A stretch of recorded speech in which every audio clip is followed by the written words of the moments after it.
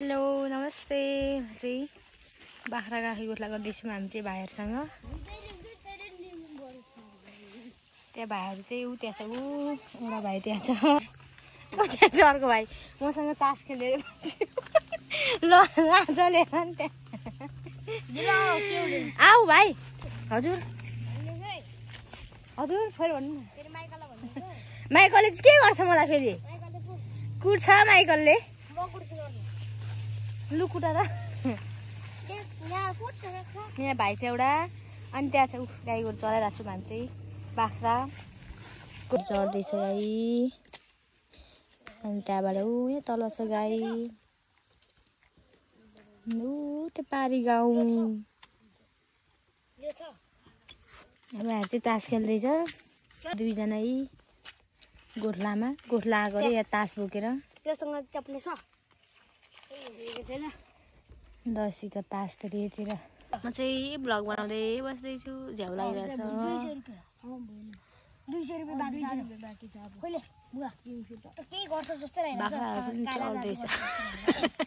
कसले काला जादु गरेको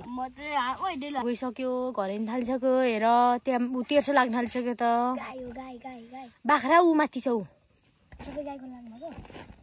गाई गोठ लाग्यो त्यो एलुको बाख्रा आएको त्यो कसको बाख्राहरूले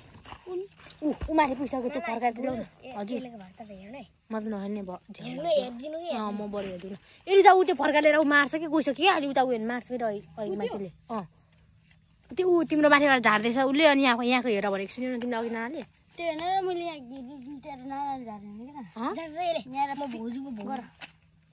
जाऊ म हेरिदिन्छु तिम्रो मैले हेरेपछि तिमीले जितिहाल्छौ क्या जित्यो एलुले अब मैले भन्दै थिएँ त जाऊ त्यहाँबाट त्यो बाख्राहरू त झार न भाइ यतै झार न एकछिन भाइ एलु उयोमा त्यो छाडा चाहिँ किन उडे जान्छ घाम बिना के एलु छा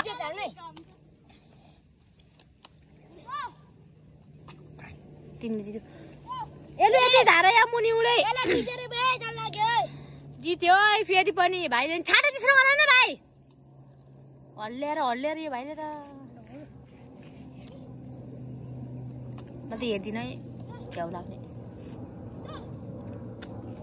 यहाँ है मलाई भिडियो अन गरेपछि मात्रै भाग्ने हो मलाई एउटा तेर्दैन कस्तरी मलाई हिर्काउँछ भाइहरूले तेर्नु पर्दैन हो तेर्नु पर्छ पर्दैन पर्दैन तेर्नु पर्छ पर्दैन भन छिटो छिटो भन एलु कहाँ हो रे भाइ एलु कहाँ गयो मेरो छाता बोकेर कहाँ गयो एलु एलु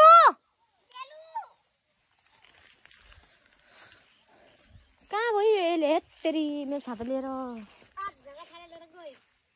500 को भन्दैछु ल मैले 5,000 को भनेको छु ल भाइ एलु कहाँ गयो हेर न राम्रोसँगले एलु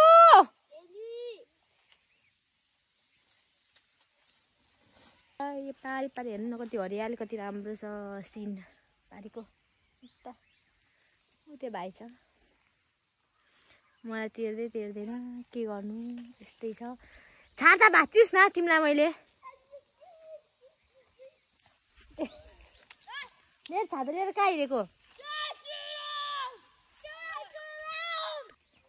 झर न यहाँ मुनि त्यो बाख्रा झारेन एलु बाख्रा त झारेन उडो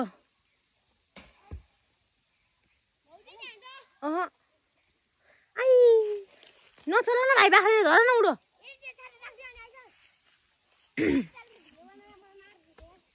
भिडियो बनाउँदिन आऊ झर्नु न यहाँ बाख्रा लिएर झरे भाइ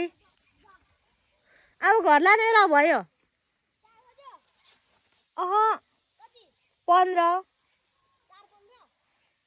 15 बजे भनेको 3 हो के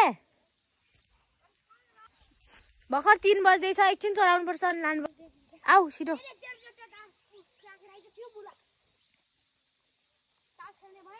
तास खेल्ने भए त्यो नाना छ एकछिनमा तिमीलाई हेर न